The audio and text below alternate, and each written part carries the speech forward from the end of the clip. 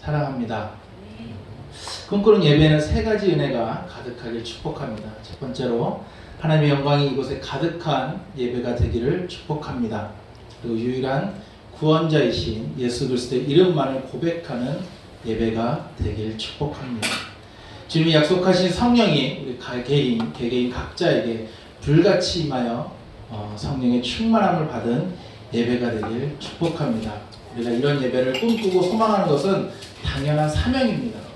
당연하게 해야 될 것인데 우리가 이렇게 바란다는 것은 우리에게도 부족함이 있다는 것을 깨달으시고 더욱더 구하는 예배가 되었으면 좋겠습니다. 자, 여기까지가 이제 목사님이 하시는 레퍼토리의 똑같은 내용입니다. 오늘 우리 하나님께서 우리에게 주신 말씀의 제목은요, 빛 가운데 사는 모습입니다. 우리가 참 수없이 많이 들었을 빛과 소금이라는 말씀이 있고 사명이 있습니다.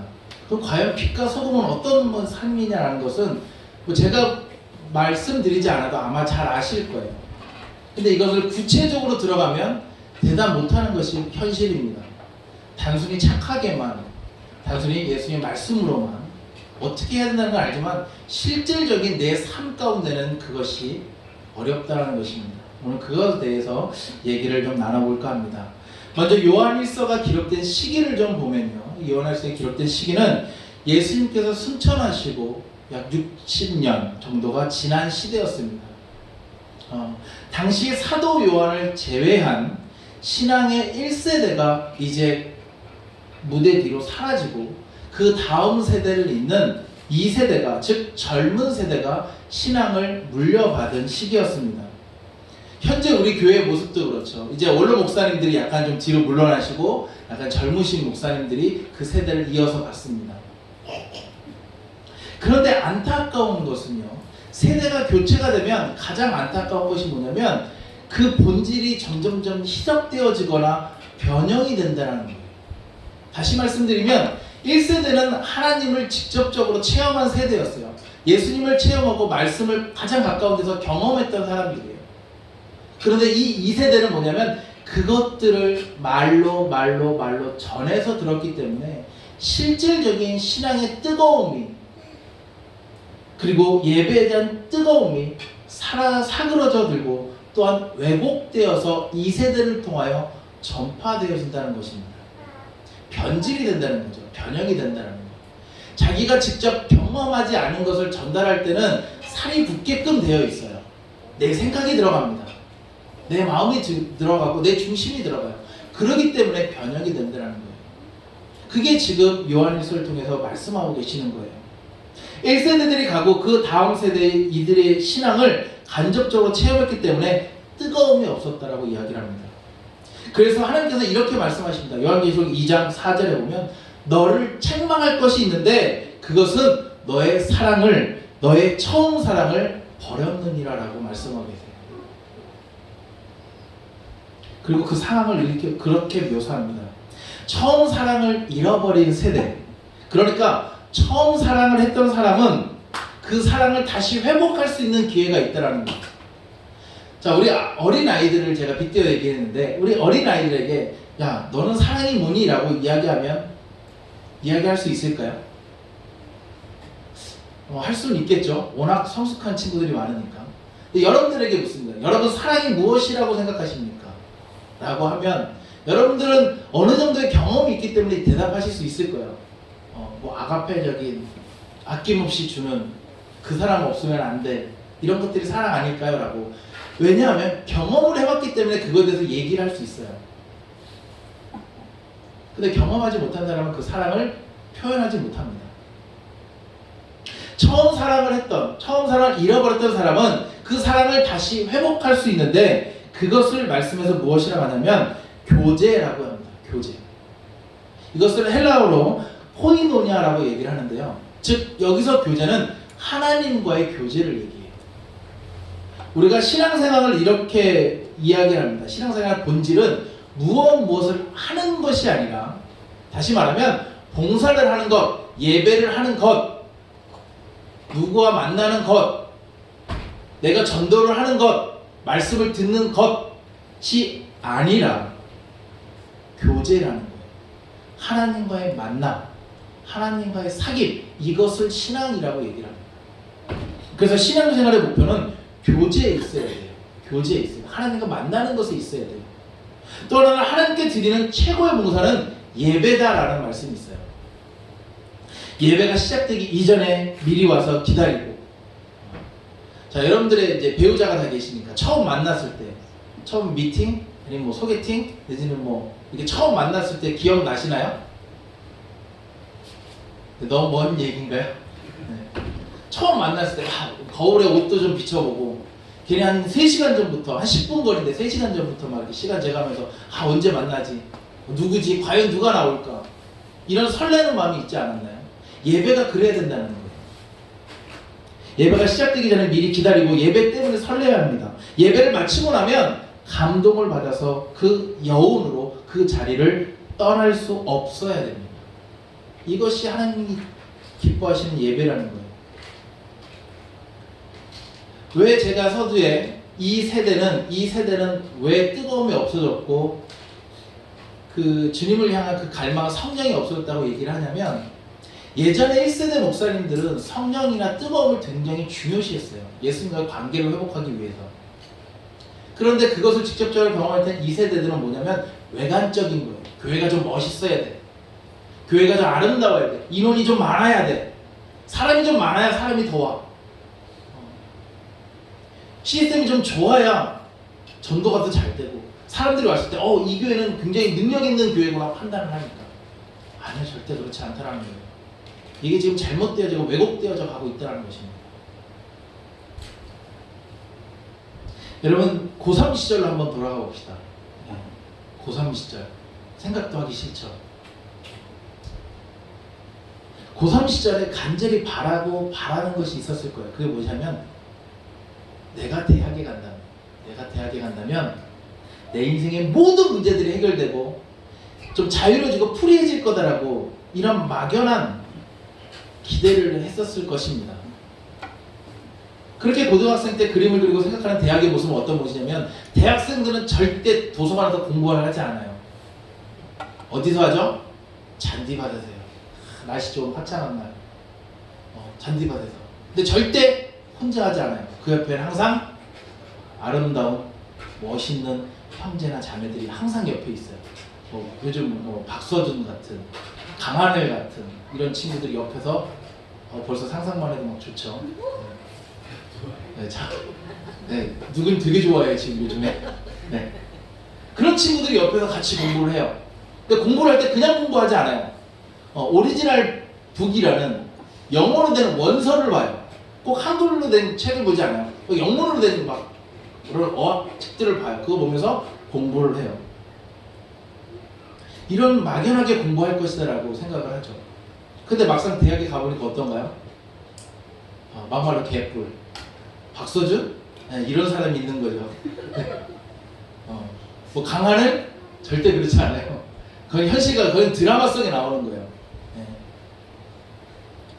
이렇게 약간 이게 아닌데 느낌이 들면서 계속 이 학교를 다녀야 되는지 말아야 되는지 그런 고민이 인생에 많아질 때가 있더라는 거죠. 그리고 또 대학에 갔어요. 자, 대학에 가서 그 다음 무엇을 고민해야 되나요? 취업을 고민해야죠. 취업. 네. 저도 한때 그랬습니다. 대학 다닐 때 한 가지 생각, 내가 취업을 하면 굉장히 내 인생이 럭셔리해지고 좋아질 것이다라고. 그리고 취업하면 여러 가지 꿈꾸는 것이 있죠. 일단 외국을 가야 돼요. 비행기를 타고 출장을 가야 돼요. 뭐 부산 이런 데가 아니라 해외로 가야 돼요. 내가 직장 가면 외국 바이어들 막 영어로 막 하면서 계약도 막 하고 막 중요한 계약을 체결해서 막 회장님한테 인정받아서 막 승승장구하죠. 그리고 자동차도 굉장히 럭셔리한 차를 타고 다녀요. 경제생활이 즐기는, 그런 럭셔리한 경제생활을 즐기는 것을 꿈꿀 것입니다. 그리고 커리어분들은 어떠나요? 이분들은 절대 의자에 앉아서 일하지 않습니다. 책상에 걸터 앉아요. 그리고 뿔테 안경을 써야 되고, 그리고 서류를 들어요. 그리고 던져요. 멋있어요. 네, 드라마 너무 많이 보셨어요. 네. 이렇게 내가 직장생활은 이럴 것이다 라고 상상 속에 생활을 하게 됩니다. 그리고 그것을 꿈꿔요. 내가 취업을 하면 그렇게 되지 않을까.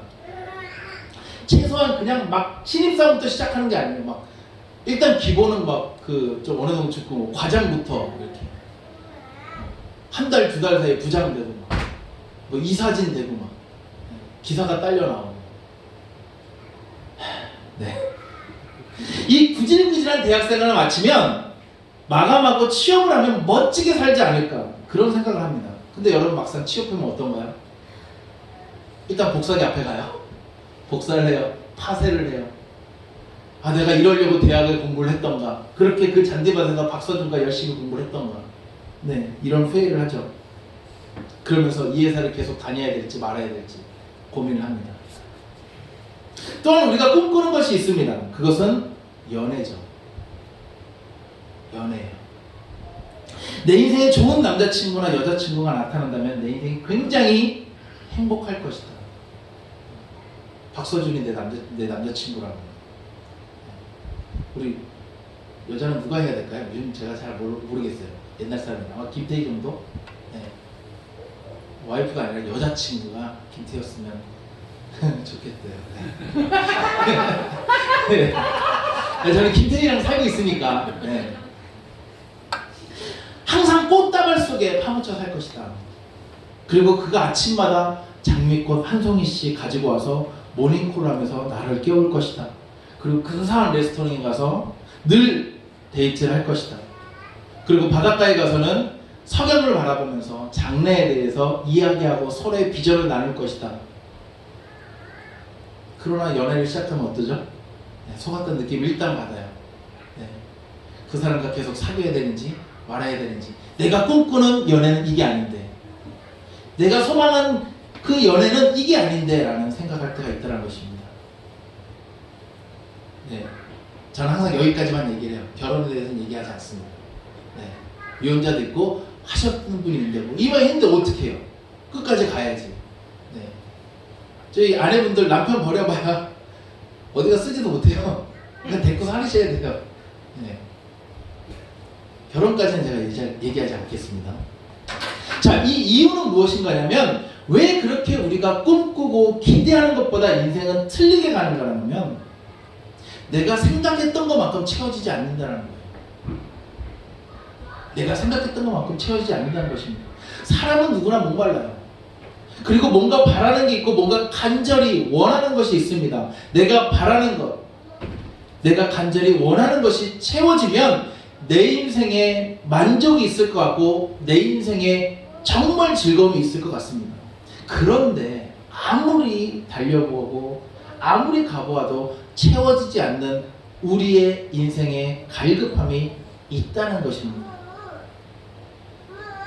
어떤 분은 목마른 인생에 대해서 이렇게 얘기를 해요. 젊었을 때, 우리가 대학 다닐 때 한번 되돌아보죠. 그때는 놀고 싶어도 못 놀았어요. 왜냐하면 돈이 없어서. 돈이 없어서 못 놀았어요. 젊음이 있어요. 젊음이 있는데 놀고 싶은데 돈이 없어서 놀지 못했어요. 왜냐하면 돈을 벌어야 되니까. 그 젊은 몸을 때워서 돈을 벌게 됩니다. 그러니까 젊었을 때는 건강은 있는데 돈이 없는 거예요. 근데 직장을 가요. 직장 생활을 합니다. 근데 이때는 이제 돈을 내가 버니까 돈은 있어요. 근데 뭐가 없죠? 시간이 없어요. 시간이 없어요. 젊음도 있고 돈도 있는데 시간이 없어요. 월요일부터 금요일까지 일을 하고 주말에는 쉬어야 돼요. 정말 힘들어요. 그리고 연세 드신 분들 보면 어떻습니까? 이제 어느 정도 사회적 지위도 있고 돈도 어느 정도 벌었어요. 돈도 있고 시간도 있는데 이제 뭐가 없죠? 건강이 좀 부족해요. 어디를 가려고 해도 힘들어요. 네. 이런 건강이 있을 땐 돈이 없고 돈이 있을 땐 시간이 없고 시간이 있으니까 건강이 없어지는 이런 악순환이 우리 인생 가운데 펼쳐지는 것을 볼 수 있습니다. 이유는 무엇인가? 인생은 언제나 목마르기 때문에 그래요. 하나가 채워지면 다른 하나에 구멍이 납니다. 또 이 구멍을 메꾸면 또 다른 곳에서 구멍이 나는 이런 영원히 채워지지 않는 그러한 인생을 우리가 지금 현재 살고 있다는 것입니다. 그렇다면 인생은 왜 목마를까요? 왜 인생은 늘 부족함이 있고 완전히 채워짐이 없는, 왜 그런 갈급함을 가지고 살까요? 그거에 대해서 성경은 명확하게 정확하게 답을 이야기하고 있습니다. 그것은 너희가 하나님을 떠났기 때문에. 너희가 하나님을 떠났기 때문에 너희는 부족한, 갈급한, 늘 없는 생활을 한다는 것이. 사람은 하나님과 그냥 삶이 아니라 완전한 삶을 살도록 설계되어져 있습니다.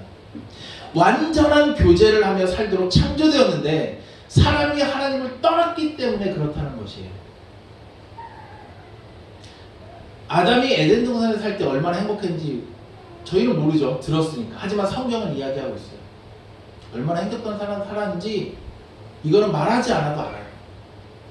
그런데 그것 가운데 죄가 들어가 하나님과 가장 싫어하시는 죄가 들어감으로 인해서 가장 먼저 한 행동이 뭐냐면 숨었다라는 거예요. 숨었다. 하나님이 아담을 부를 때 아담은 무엇을 했냐면 숨었다라는 것이에요. 멀어졌다라는 것이에요.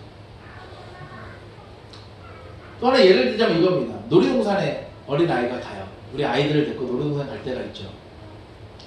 가장 행복해하는 순간이 있는데 여러분들도 한번 생각해보세요. 여러분들도 동심으로 돌아가서 내일 놀이동산에 간다. 어느 정도 가야 좋아할까요? 뭐 별로 안 좋아하시는 것 같아서 감이 안 오시는 것 같아서 네. 뭐 좋은 데 있나요? 우리 어른들 갈 만한 좋은 데? 없나요? 유럽 여행 한번 갈까요? 9박 10일로? 모든 비용을 다 대주는 거예요. 나는 1원 한 푼 나고 내 몸만 가면 돼요. 자, 내일 9박 10일로 유럽 여행 갑니다. 감이 안 오시나요? 네. 가요. 그럼 일단 여러분들 뭐 하세요? 잠을 못 자요. 네. 왜? 늦을까봐. 비행기 시간 늦으면 안 되니까. 뭐 이렇게 버티다가 보통 한 4시, 5시에 주무시잖아요. 네. 결국은 그것 때문에 그 전날의 행복함은 정말 이루 말할 수가 없어요. 아이들로 다시 한번 돌아가겠습니다. 아이들이 놀이동산에 가요. 그럼 그 전날에 잠을 못 자요. 그리고 좀 똑똑한 아이들은 뭐예요? 내일 날씨를 검색해요. 내일 옷을 어떻게 입을까? 가볍게 입고 싶은데 어떻게 입어야 될까? 이런 것들을 검색합니다. 그리고 놀이동산에 이제 도착을 해요. 근처에 내리면 그 긴 주차장을 아이는 한 걸음에 뛰어갑니다. 달려가요. 왜냐하면 조금이라도 더 놀아야 되기 때문에. 빨리 들어가서 놀고 싶어서. 그리고 즐겁게 놉니다. 아이들이 꿈꾸고 동화 같은 세상이 그 가운데 펼쳐집니다. 그런데요, 그 동화 속에서 아름다운 어린이 천국에서 불행한 아이들이 있어요. 그 불행한 아이들이 누구냐면 바로 리아못에 있는 아이들이에요. 그 아이들은 놀지 않습니다. 울고만 있어요. 그의 오른손에는 모든 놀이시설을 탈 수 있는 자유이용권이라는 게 있고요. 왼손에는 맛있게 먹을 수 있는 솜사탕이 있습니다. 오른손과 왼손은 막강한 권세를 가지고 있는 그 놀이시설을 탈 수 있는 권세가 있는 자유용권인데도 불구하고 놀이시설을 타지 않습니다. 솜사탕을 먹지 않고 울기만 합니다. 그 이유는 무엇일까요?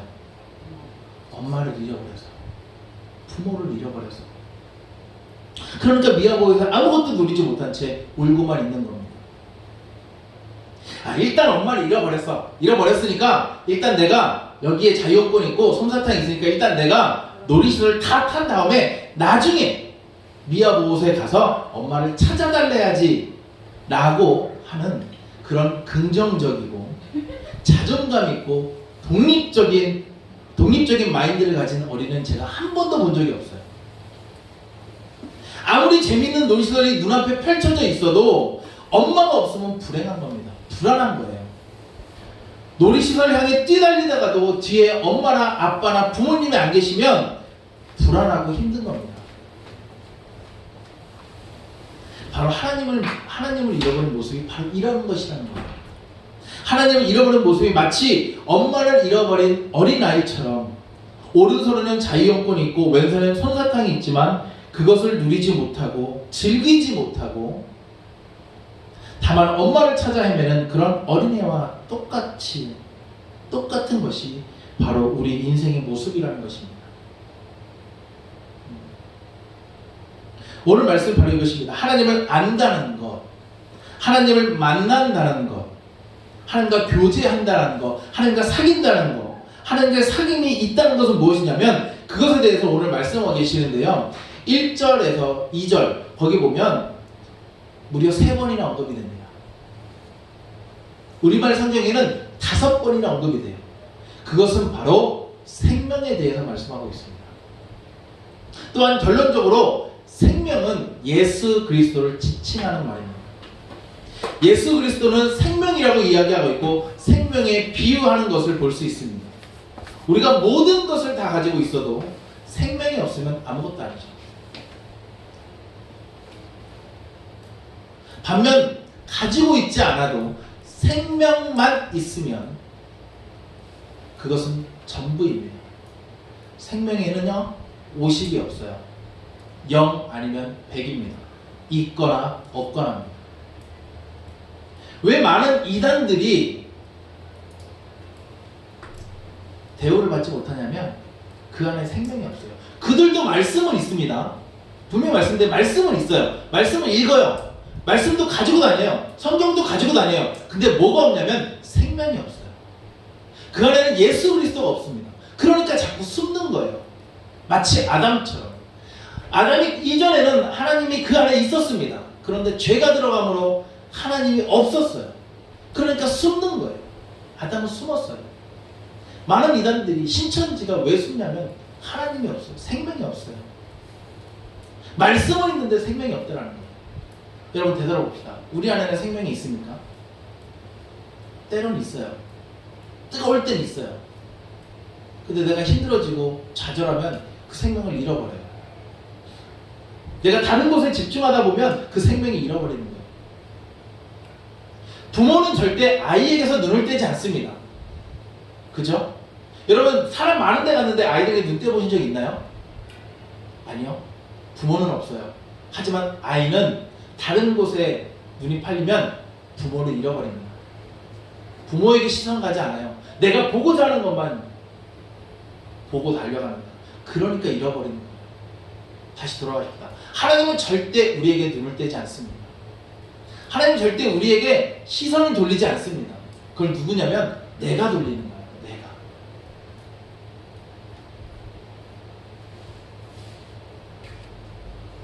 예수 그리스도가 있다면 전부를 가진 것이고요. 예수 그리스도가 없다면 우리에게 아무것도 없는 것입니다. 왜 인생이 목마르겠습니까? 살고는 있지만 그 안에 생명 대신 예수 그리스도를 알지 못하기 때문에 그 인생이 목마르고 그 인생이 어려운 것입니다. 여러분 복음을 안다는 것, 예수 그리스도를 안다는 것은 무엇을 의미하냐면 그것은 생명을 얻었다는 것입니다. 죽은 자가 일어나는 것, 마른 뼈가 살아나는 것, 죽은 자가 무덤을 뚫고 일어나는 것, 그것이 바로 생명의 능력이고 생명의 권능입니다. 사랑하는 성도 여러분, 이런 주님을 붙잡고 나갈 수 있기를 주님의 이름으로 축복합니다. 하나님은 우리를 붙잡아 주시고 생명을 주시고 그 생명이 합당하게 살아갈 수 있게끔 우리의 삶을 잡아주시고 또한 우리의 삶을 인도해 주시기 때문입니다. 그 하나님만 바라보며 온전히 승리하며 나갈 수 있기를 주님의 이름으로 축복합니다. 우리 찬양 한 장 부를까요? 우리 아까 찬양했던 주가 보이신 생명의 길.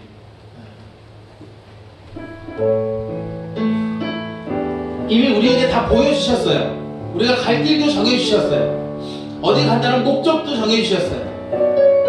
그런데 우리가 때로는 시선이 다른 곳을 향하게 될 때가 있어요. 그거보다 더 좋은 것이 있으니까, 그거보다 더 화려한 것이 있으니까. 하지만 그것보다도 더 중요한 것은 나를 지키시고 붙드시고 힘주시는 그 하나님만, 예수님만이, 나의 생명 되신 그 예수님만은 우리가 잃지 않았으면 좋겠습니다. 나의 생명 되신 예수님,